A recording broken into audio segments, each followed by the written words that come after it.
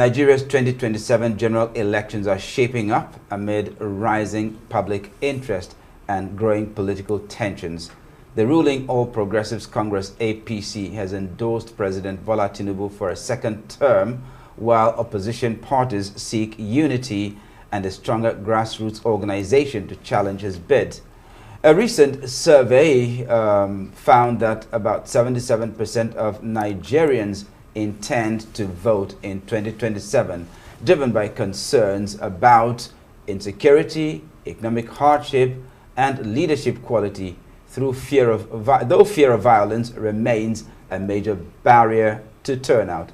Early voter registration shows strong engagement in some states, and more than 150 new political parties have indicated interest in participating. At the same time, opposition figures warn that the All Progressives Congress is creating a narrative of inevitability, while critics argue weak opposition strategy could blunt the rivals' edge. Overall, the 2027 polls are seen as a significant test of Nigeria's democratic resilience, with widespread participation, electoral integrity, and security likely to shape outcomes more than partisan loyalty. Well then. Well, we're being joined live for this conversation. Is Mr. Bolaji Abdullahi, the spokesperson for the African Democratic Congress and also a former sports minister. You say the APC is manufacturing false 2027 narrative, and you say you accuse the president of shrinking the democratic space. Would you want to prove that with some empirical evidence? I mean, of course, I mean, thank you very much and good morning. First, it's clear what the ruling party, the APC, has tried to do in the last couple of months. The strategy, I think, on the back of the economic policies that they have introduced, which have dragged more Nigerians into poverty than ever before in our history, they realized that if there is a real competition for power in 2027, there's no way they are going to win. So the strategy they've pursued, which is ill-advised in our reckoning, is to destabilize all opposition parties and ensure by the time we get to the polls in 2027, there will be no real options for Nigerians, and they can always surrender and go on with the status quo. And that was what led to the creation of the coalition in July of last year, because the other political parties, the Labour Party, the PDP, and others have been rendered untenable, as it were, for any kind of political engagement. So for us, it is very clear what they are doing, and they have not. It's not as if they've stopped doing what they are doing. Even now, the ADC is still confronted with many legal challenges, people going to court here to challenge the legitimacy of the leadership of the party. Is all part of the machinations of the ruling party. And we've all had the revelations recently by the governor of Oyo State of how some individuals within even the opposition PDP had promised the president to help him to neutralize PDP. Now, it is clear to us that, and to all Nigerians, that the only option left as an opposition is this coalition of ADC. So for us, we are delighted that we took the decision that we took at the time to build this coalition, and we are still building it. And we believe that by the time we arrive at 2027, it's going to be the ruling party versus the ADC coalition, of course, which stands on the side of Nigerian people. Now, do you think that ADC can realistically challenge power without a sitting governor or any major bloc behind it? No, I mean, when you say major bloc, I don't know what you mean. If you mean the Nigerian people, of course, we are confident Nigerian people are with us, because the message that we will like to communicate is a reality of everyday Nigerian. The hunger, the insecurity. I was listening to you before you invited me on, and and the introduction that you gave, it's clear that if 77% of Nigerians are going to vote, indicate that they will vote in 2027 because of issues of insecurity, because of issues of hunger, and because of the hardship, the prevailing hardship, they are definitely not going to vote for the continuity of this. They are going to vote against it. And that's where ADC draws its strength. And talking about governors, you see, sometimes the political influence of governors are overrated. We've seen governors who, after spending 8 years in power, come back to contest the election for Senate in their states and lose those elections. And if you recall the 2023 election, the Governor Okowa was the sitting governor in Delta and was running mate to Alhaji Atiku Abubakar at the time. But they still lost Delta State. You know, Edo was an APC state, and they still lost. APC lost Edo State. Lagos State, as a matter of fact, where the current president came from, Peter Obi won Lagos State. So sometimes we overrate, and that's why we say this mass defection of governors to APC is, among other things, orchestrated to create that sense of fait accompli, so that Nigerians will say, okay, it's over, everybody is now in APC. No, it's not everybody that is in APC. The governors can be decamping to APC, but the people are not decamping with them. And that's what you will see as we approach 2027. Now, I am curious to know, the ADC seems to be, you know, a haven for dissatisfied, hitherto dissatisfied members of the People's Democratic Party and the APC and even the Labour Party coming together. So apparently these are people who actually have a grouse or a grudge against their parent political parties coming together to form a coalition. So that appears to be, you know, the binding factor. But then, you know, as happened with the APC, what they call them was strange bedfellows. You have the same thing again playing out in the ADC. So going forward, do you think the ADC can actually hold it together when what brought them together in the first place was not a unifying factor but a divisive factor? Well, I think the framework of your analysis is not exactly correct. I mean, when you say ADC comes together because of their grievance against their ruling party, because of their legacy parties, as a matter of fact, is the destabilization of these various political parties that have led in most of the leaders in the ADC out of their parties. And if those parties were still stable or were tenable as a viable political platform, they'll probably not leave. So one of the things that the APC, you see, sometimes we overrate these people, I'm sorry to say that, because what they would have done was to allow all these various political parties to survive, so that by the time we arrive at 2027, they have many people running all over the place. But by destroying all these political parties, they managed to herd everyone else into one single block against themselves. And that's what they have done now. Now, secondly, talking about strange bedfellows. Political parties are always made of strange bedfellows. I mean, let's take PDP, perhaps the biggest and most successful political parties in our democratic history. When they started in 1998, 1999, there were people who regarded themselves as progressive politicians, people like Bola Ige and the rest of them. And there are people who were, as a matter of fact, referred to as Abacha politicians. But at the end of the day, what the founding fathers of that party did was to say, look, let's build a party like the Noah's Ark, that will contain all kinds of animals, the snakes, the sheep, the lamb, the parrot, the chicken, and everything, so that there will be nobody outside that will be begging the military to come and take power. Let's bring everybody into the house. Amazing. So you find all kinds of people in the party. And that's one of the reasons that PDP survived for so long.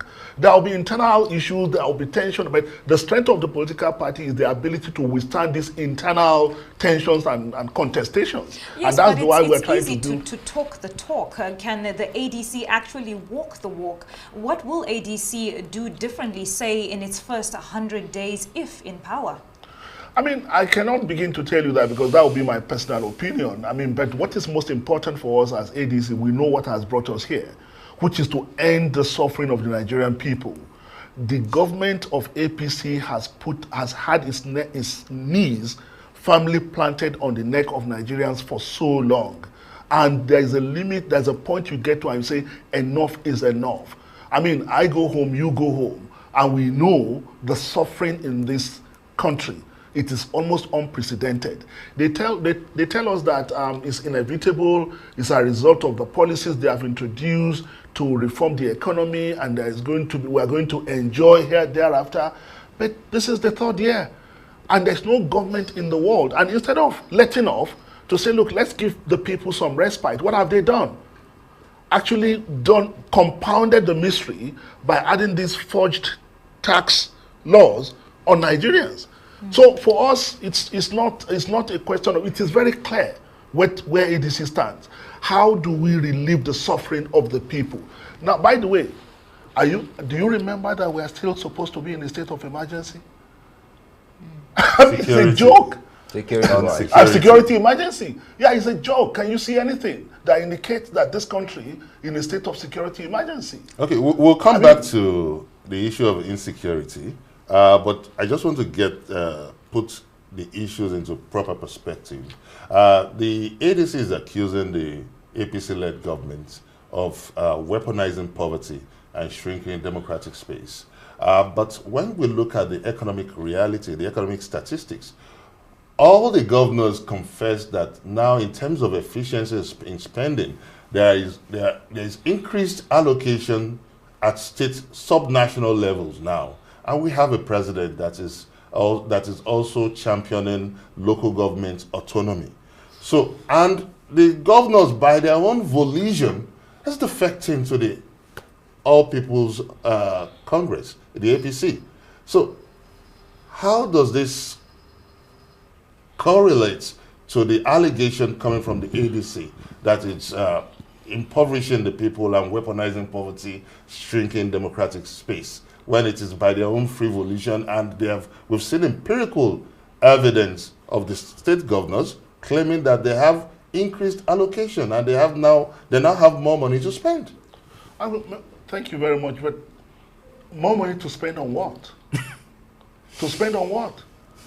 Would you blame the president for not having, for the governors not having the political will to turn that fiscal windfall into substantial economic growth at the subnational level? There is a gang up against the Nigerian people, and that's what you are seeing. Okay. It's a gang up against the Nigerian people. They said they've received more money than ever before, but has that improved the quality of life of an average person in these states? What you see play out, these governors joining, it is the expression of their vulnerability. They know. They are not doing it out of conviction. They are doing it because... No, I just want to get the perspective of weaponizing poverty, and at the same time, governors are saying that there are now more money to spend.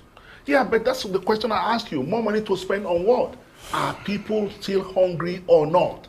Now, children will start resuming school, and I'm telling you that it is reality that many parents, majority of parents down in our villages, in our towns and cities, don't even know how they are going to pay the school fees of their children.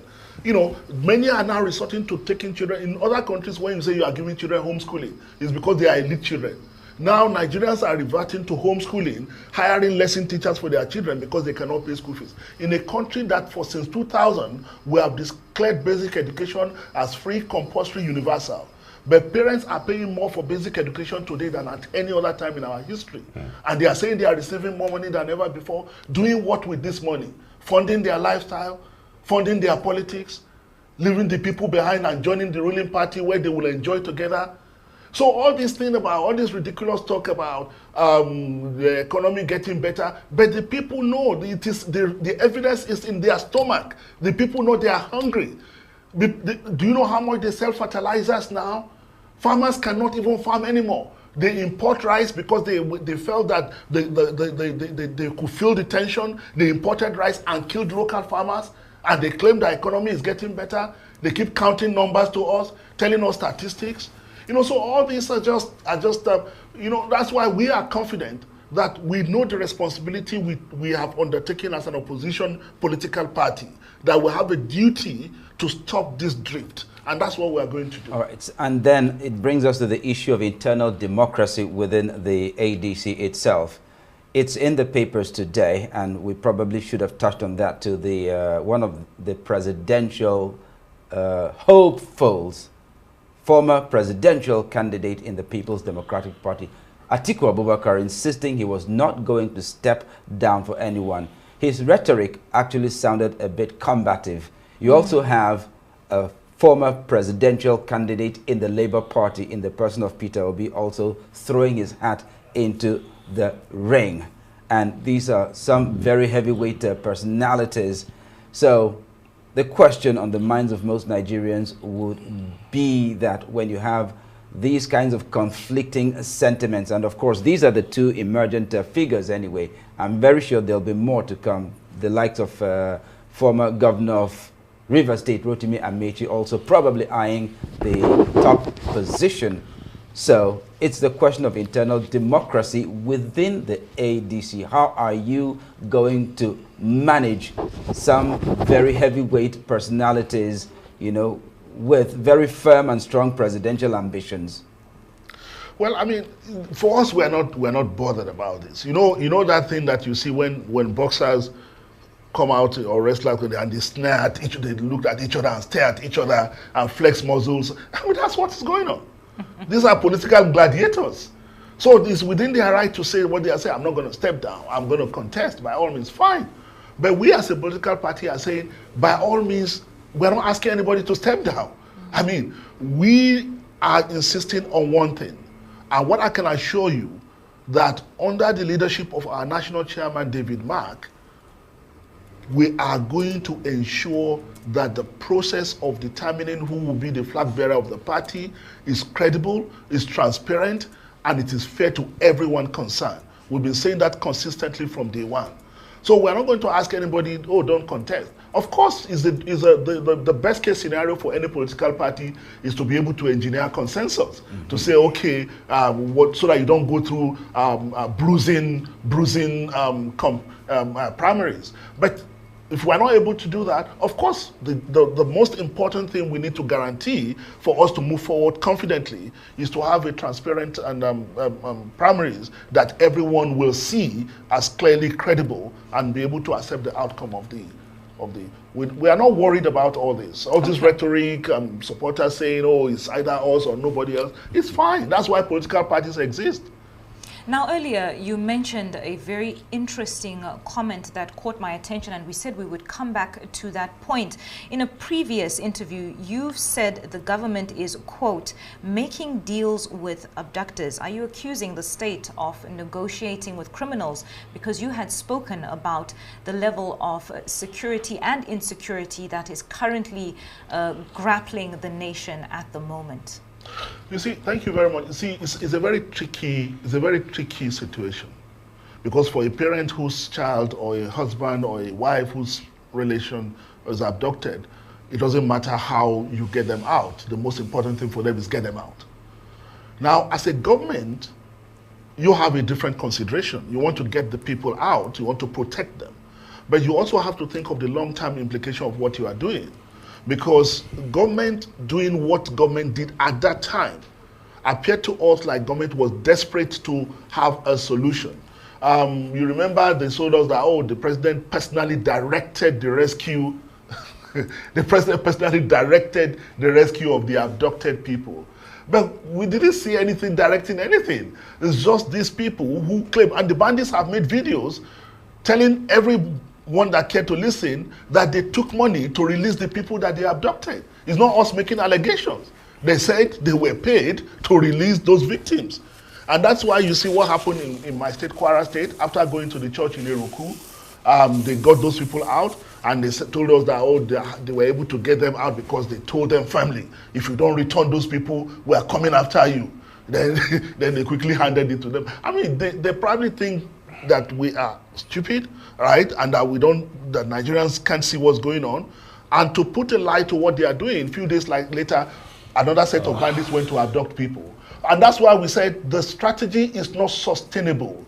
Yes, you want to get people out, but you can't be paying bandits, because when you do that, they will use the same resources to strengthen themselves. Okay. And that's the point we are making. Unfortunately, Mr. Bolaji Abdullahi, it's such a very engaging conversation. We wish we could go on and on, but we're pressed for time. Thank you very much for joining us live indeed on some very important issues, very crucial issues indeed. Thank you very much indeed, Mr. Bolaji Abdullahi, the ADC spokesperson and former sports minister in Nigeria. Thank you very much indeed. And that's all we have time for here on Daybreak. I'm Benga Ashiru. It's goodbye from me. And I'm Charles Eruka. Thanks so much for joining us on Daybreak today. And I'm Yolanda Robert. Please do keep it here on Arise News. The morning show is next. Goodbye.